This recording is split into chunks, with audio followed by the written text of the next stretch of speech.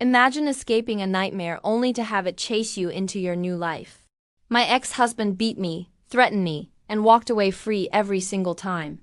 But the moment he shattered a piece of my new beginning, I knew I had to do something. So I gave him a taste of the chaos he once fed me. It wasn't justice through the courts, it was justice through fear. He thought no one cared when he hurt me. But when I screamed, the world listened. What he didn't know was that this time, the bruises were my doing, and the consequences were his. I didn't meet a monster right away. That's the thing people don't always understand about abusive relationships. Lee wasn't violent at first, he was charming, the kind of charming that makes your friends jealous. Tall, smart, handsome in that way that says he knows it and counts on it. He bought me flowers for no reason, remembered my favorite snacks, made me feel like I was the most important person in the world. Until he didn't. The first time he hit me, he cried after. I still remember how he clutched his head, sobbing, blaming stress from work. He begged me not to tell anyone, promised it would never happen again. I was young and stupid and scared, but more than that, I wanted to believe him. So I stayed. And that was the beginning of a very long nightmare. Lee didn't just hit me, he controlled every single part of my life. He told me what I could wear, who I could talk to, even how long I could be out at the grocery store. If I was late, he'd accuse me of cheating. If I looked too nice, he'd call me a whore. If I pushed back, there was always a punishment. A shove into a wall, a slap across the face, a night of silence and ice-cold threats. But here's the worst part. Everyone knew and no one did anything. You see, Lee came from a powerful family in our town. His dad was a judge. His uncle was a councilman. His mother was deeply involved in local charities and school boards. The name Lee came with protection. It was like armor. He could do no wrong. The first time I ended up in the ER with a broken rib, I told the nurse what happened. She looked uncomfortable, said she had to report it, and I gave my statement. I thought something would finally happen. But nothing did. No follow-up, no charges, just silence. When I tried again after he threw a glass at my face and split my eyebrow open, I went to the police myself. I had pictures. I had medical records. I had bruises still fresh and a doctor willing to back me up. And yet, somehow by the time the report made its way through the system, it was misfiled. By the time I pushed again, the officer told me quietly, "His family's good at making things disappear. Be careful." Be careful? I was in hell, and the people who were supposed to protect me were telling me to just survive it. And so I did. I got good at covering bruises. I learned to lie with a smile. I memorized the creaks in the floorboards so I'd know when he was coming. And every single time he hit me, I told myself, next time I'm leaving. But I didn't, not for a long time. I had no money. No car in my name, no real friends left. He'd isolated me completely. My world was him, and pain, and silence. And I was starting to believe that maybe this was all I was ever going to have. Until the night he almost killed me. It was a stupid argument. I forgot to pick up something from the store, honestly. I don't even remember what. He snapped, threw me into a wall, slammed my head into the floor. I blacked out for a moment, and when I came to, I was bleeding and couldn't hear from my left ear. That was the line. That was when the fear finally turned into rage. The next day, when he left for work, I packed one bag, took every dollar I had stashed over the years, and disappeared. I left my phone, deleted every account I had, and never looked back. You'd think that would be the end of it.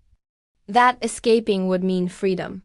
But when someone spent years making you feel small, leaving doesn't heal you instantly. You carry the fear, the shame, the doubt. I left Lee, but the scars he left stayed with me.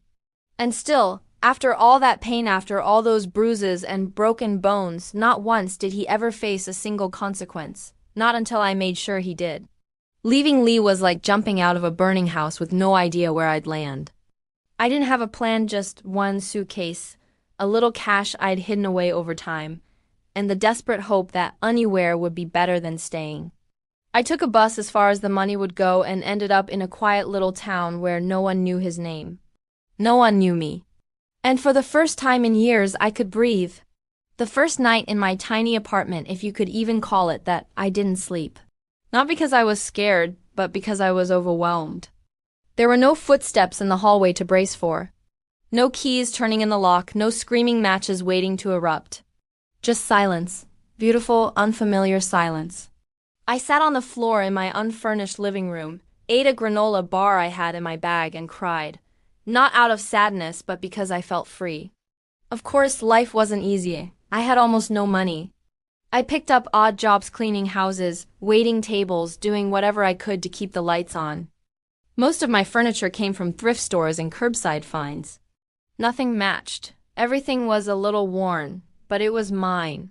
Every scratch and dent felt like proof that I'd made it out. But then came the coffee table. It was a total impulse, buy completely irresponsible. A beautiful glass-top table I saw in a shop window on my walk home one day. It was modern and sleek, the kind of thing you'd see in a magazine. Way out of my budget, but something about it stopped me in my tracks.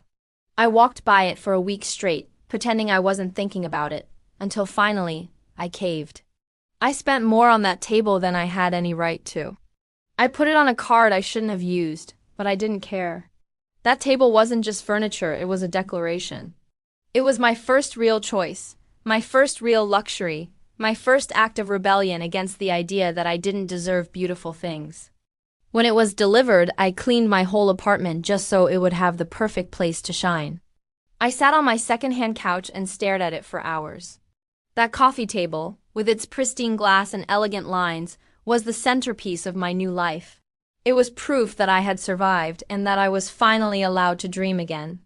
I didn't care that I was behind on my phone bill. I didn't care that I still lived paycheck to paycheck. That table meant something. It meant I was no longer just surviving, I was beginning to live. For weeks I guarded it like it was made of diamonds. I used coasters religiously. I wiped it down every night before bed. It was ridiculous, maybe how much I adored it, but to me, it symbolized everything I'd fought for. Every bruise that healed, every sleepless night I endured, every step away from Lee's shadow. I didn't want any reminders of him in my life anymore. Not in my home, not in my thoughts, not even in my memories if I could help it. This was my space now, quiet, simple, and sacred. And for a little while, I truly believed he was gone for good. It had been about 3 months of peace, real peace. The kind that doesn't come with conditions or whispered warnings. I was working, saving, slowly building something that felt like a real life. I was even sleeping through the night. But that all changed with one phone call. When I saw Lee's name pop up on my phone, my whole body tensed, my breath caught. I hadn't blocked him mostly because I wanted to know if he ever tried to find me. Part of me needed to be ready. So when I picked up, I already had my guard up. His voice hadn't changed. Still smug. Still cocky. Still, that same slow, deliberate tone that always made me feel like I was 3 steps behind him in a game I didn't agree to play. He got straight to the point. "You need to file for divorce," he said, like it was a demand, not a discussion. I almost laughed. I needed to file? After everything? "No," I said flatly. "You want a divorce, you file." And that set him off. He started ranting about how filing costs money, how he shouldn't have to pay for something that was your fault, how I owed him. Owed him, like surviving him was some kind of debt I still had to pay. I stayed calm. I didn't give him the reaction he wanted. Just told him again that if he wanted the divorce, the paperwork was on him. Then I hung up. A week later, another call. This time, he sounded ... different. Nervous. Almost. "My girlfriend wants to get married," he said. So I went ahead and filed. I smiled to myself. He didn't say it, but I could tell his girlfriend gave him an ultimatum, and now he was rushing to clean up his mess. Typical Lee, always moving fast when someone else was holding the reins. "I'll need you to sign the papers," he added. "I can bring them to your place." That set off alarm bells. Letting him into my home felt dangerous, but I also saw an opportunity. If he was this desperate to get remarried, then I finally had some leverage. And truthfully, I did want it done. I wanted that legal finality, so I agreed. The day he was supposed to come, I was nervous. I cleaned everything, more out of anxiety than anything else. I made sure the coffee table sparkled. It was still my symbol of control, of survival, and I wasn't going to let him tarnish it. When he arrived, it was weirdly calm at first. He even tried to make small talk, acting like we were old friends catching up. I kept it short and cold. No smiles, no warmth, just business. Then he handed me the papers. I sat down at my beloved glass table and started reading. At first, everything seemed fine. No shared property, no kids, just a basic agreement. But then I hit one line that made my stomach drop. Spousal support requested from petitioner to respondent. He wanted me to pay him. I looked up slowly. "You're serious?" He shrugged. "Well, yeah, you left. You kind of wrecked everything." My hands shook, but I kept my voice even. "My lawyer's going to need to look at this." That's when he changed. The calm vanished. His eyes narrowed and he stood up fast, towering over me. "You don't need a lawyer," he snapped. "Just sign the damn thing." I stood too. "I'm not signing anything without legal advice." He glared at me, breathing hard. I saw the flash of the old Lee, the one who used violence to solve everything. But I didn't back down. Not this time. He turned, stormed over to the shelf where I kept my snow globes, my one little collection of happy memories. He grabbed the biggest one, a gift from a dear friend, and hurled it straight at my coffee table. The glass exploded. A snow globe shattered with it. And in that instant, something inside me snapped. Lee walked in like he owned the place. He had that same confident swagger I remembered too well, like nothing in the world could touch him. Like the rules didn't apply to him and they never had. But I wasn't the same scared, silenced girl he used to control. This was my space now. And even though my stomach flipped as he crossed the threshold, I stood my ground. "Nice place," he said, looking around like he was doing me a favor just by being there. "You've done all right for yourself." I didn't reply. I didn't owe him small talk. He sat on the edge of my thrifted armchair like he belonged in it. I motioned for the papers and he handed them over with a grin that made my skin crawl. "Go ahead," he said. "Should be quick." I took the divorce packet and sat at my glass coffee table, my table. My one splurge, my one act of defiance against everything he tried to take from me. I grabbed a pen and started reading line by line. And for a moment, it really did seem routine, simple, clean. Until it wasn't.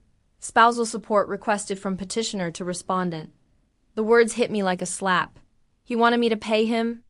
After everything, I looked up, calm but cold. "This isn't happening. My lawyer's going to have to go over it." His jaw clenched. "You don't need a lawyer. I'm not signing this."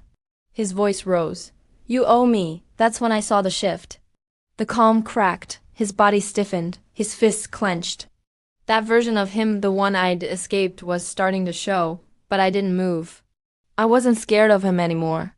"This conversation's over," I said. He stood fast and glanced around, nostrils flaring like a bull about to charge. That's when his eyes landed on my shelf, my little snow globe collection. They were the only soft thing in that room, a cluster of pastel memories behind glass. One of them a beautiful, oversized snow globe with a small cabin inside and glitter that danced when shaken stood front and center. My best friend had given it to me that past Christmas. She'd said, "For the peace you finally found." I'd cried when I opened it. It wasn't just a decoration. It was a symbol of healing, a reminder that people could still love me without pain attached. Lee reached for it. "Don't," I said firmly, stepping forward. But he was already holding it. He looked at it, then at me with that twisted grin of his, and then without a word he hurled it. Time slowed. The snow globe spun through the air and smashed directly into my glass coffee table. It was like watching everything I'd built, every bit of healing, every piece of peace shatter in one deafening crash. The glass exploded, shards flying everywhere. Glitter mixed with blood-red dye from the globe's liquid contents. My table, my one indulgence, my symbol of survival. Gone in an instant. I stood frozen, staring at the wreckage. My ears rang, my heart pounded, and Lee, he laughed. That ugly, cruel, smug laugh that I'd heard so many times before. The laugh he used when he knew he had won. "No one's gonna care," he sneered. "Just like they didn't care when I broke your face." That's when something inside me cracked wide open. It wasn't just the table. It wasn't just the globe. It was everything, the years of silence, the bruises, the fear, the way everyone let him get away with it. That one act, the destruction of the only thing that had made me feel truly new, was the final straw. I didn't think. I didn't plan. I just moved. I balled up my fist and punched myself hard right in the face. His smirk faltered. Confusion flickered in his eyes. Then I hit myself again. "What the hell?" he muttered, and I screamed. Not a soft cry, not a plea. I screamed like my life depended on it. I screamed like every broken piece of me was finding its voice all at once. Help! Help me! He panicked. I saw it instantly. That puffed-up confidence deflated like a balloon. He backed up, stunned. He looked at the door, then at me, then bolted. I hit myself one more time, just enough to bloody my nose, and ran to the front door just as my neighbor was sprinting across the lawn. He took one look at me, bleeding, sobbing, standing in front of a wrecked coffee table, and called the police. And just like that, the monster who had gotten away with everything finally didn't. The moment that snow globe hit the table, something snapped inside me, not just emotionally, but physically. I froze for a second, staring at the mess on the floor. Shattered glass, glitter and water soaking into the carpet. The soft cabin inside the globe split in half, lying in ruin next to the table that had once made me feel whole, and Lee laughed. That low, arrogant laugh like he'd just proven something. Like no matter how far I ran, no matter what I rebuilt, he could still walk in and destroy it with the flick of his wrist. That's when the idea hit me. It didn't come from logic. It came from the pit of my stomach, pure instinct. Years of being ignored, years of being told my bruises didn't matter, years of being seen as unreliable or hysterical. He had walked away free after everything. But this I could make count. So I did something wild. Without warning, I pulled my fist back and punched myself, hard, right in the mouth. My lips split instantly. I could taste blood. My head reeled, but I stayed on my feet. Lee's face twisted in confusion.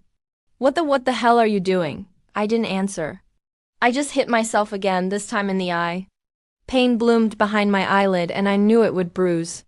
He took a step toward me, suddenly unsure. Are you crazy?" I let out a blood-curdling scream.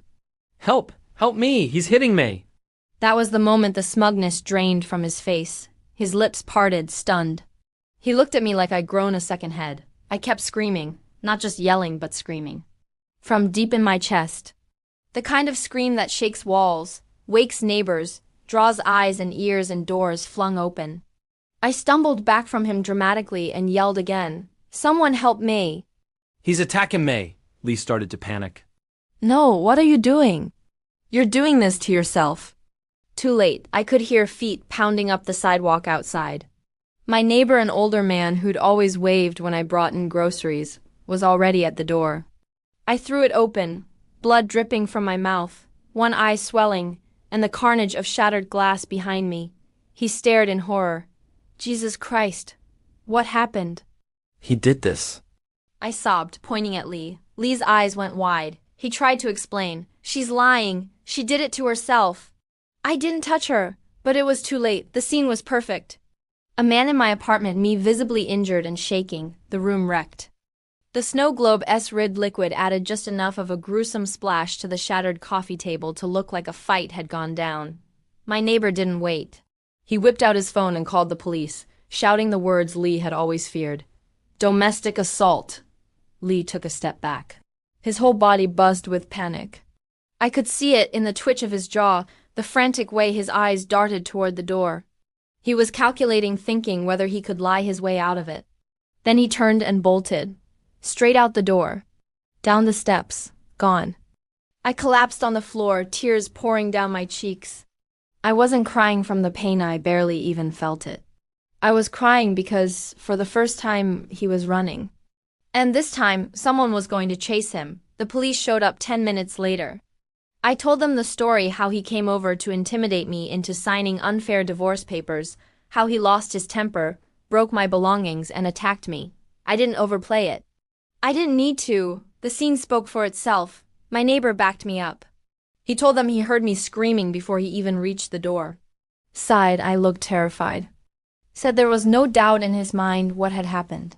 They took photos, my bruised face, the destroyed table, the blood on the floor. They put out a call to intercept Lee before he got out of town, and they caught him. He didn't get far, only about 15 minutes away, driving like a man who knew he was out of time. They pulled him over and arrested him on the spot. Assault and battery, probation violation. Possible jail time stacked on top of his original suspended sentence. I didn't know it yet, but those few chaotic minutes had completely shifted the power dynamic. Lee was used to winning. Used to everyone looking the other way. But this time, there were witnesses, photos, a narrative that made sense. And worst of all for him, I wasn't afraid to follow through. For once, he was the one who had to prove his innocence. And he couldn't. Lee had been arrested before, but this time was different. This time, there were no favors pulled. No quiet calls to courthouse friends. No family members swooping in with thin smiles and promises to handle everything. When the police took him in, they took it seriously. The scene they walked into wasn't vague or questionable, it was damning. The smashed coffee table. The blood. My neighbor's statement. And me, bruised and terrified, giving a clear, concise account of what happened. He was booked that same night. The officers didn't even blink when they saw his name. If anything, they looked relieved that someone was finally putting it on paper. He's been skating by for too long, one of them muttered under his breath. But here's where things got interesting. Lee was already on probation from a prior assault case, one that had been mostly swept under the rug thanks to his connections. He'd gotten a slap on the wrist and a warning to stay clean.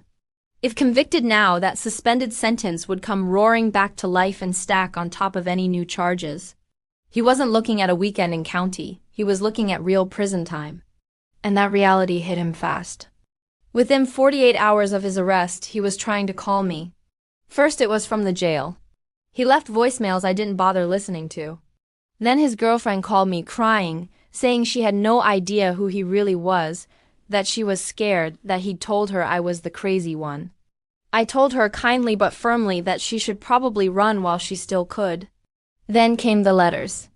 3 pages handwritten, begging me to drop the charges. Telling me he'd changed, that he was sorry. That he didn't mean to break the snow globe, that it was a misunderstanding.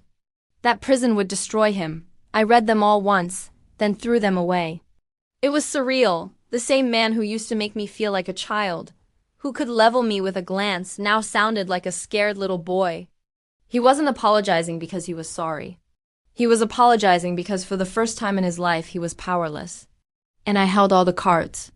Every day he sat in that cell, he didn't know what I would do next. I hadn't made a public statement. I hadn't shown up to every hearing. I stayed quiet, stayed calm, and let him stew, because now he was stuck in limbo. The prosecutor wanted to move forward with the case. My neighbor was more than willing to testify. The photos were damning. Lee was facing a very real possibility of serving his full probation sentence, plus up to a year for the new assault charge, and he couldn't charm his way out of it. Week after week, he stayed in county lockup, not knowing if I'd show up at the next hearing or file a victim impact statement. His lawyers started calling mine, asking if there was any kind of deal we'd consider. They were offering anything just short of a full public apology tattooed on his forehead. But I didn't want deals. I didn't want money. I didn't want revenge in the form of court theatrics. I wanted him to feel it.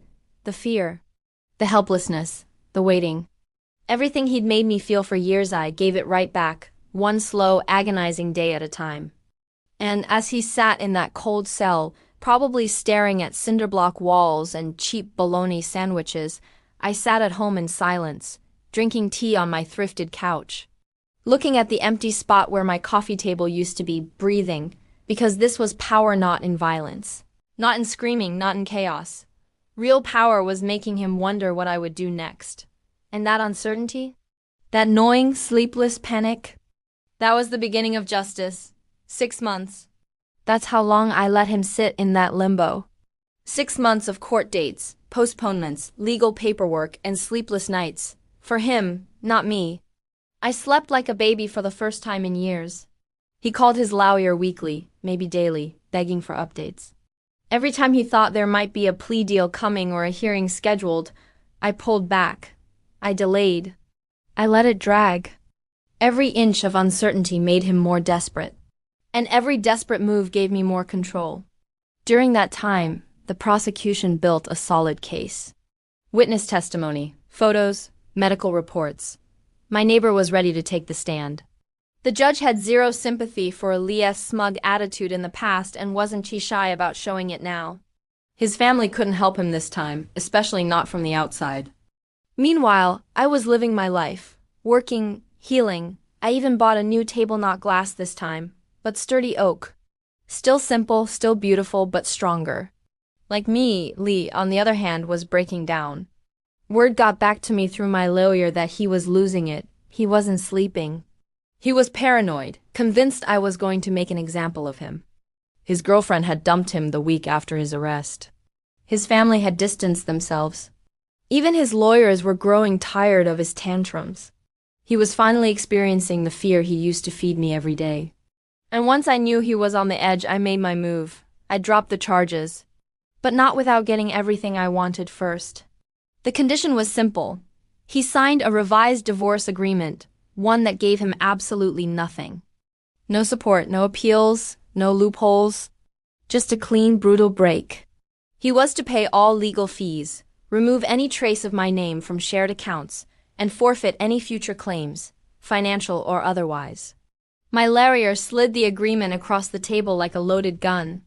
She signed to drop the charges the moment you signed this. Lee signed. Of course he did. And just like that, I ended it. The legal charges were withdrawn, but the damage had been done.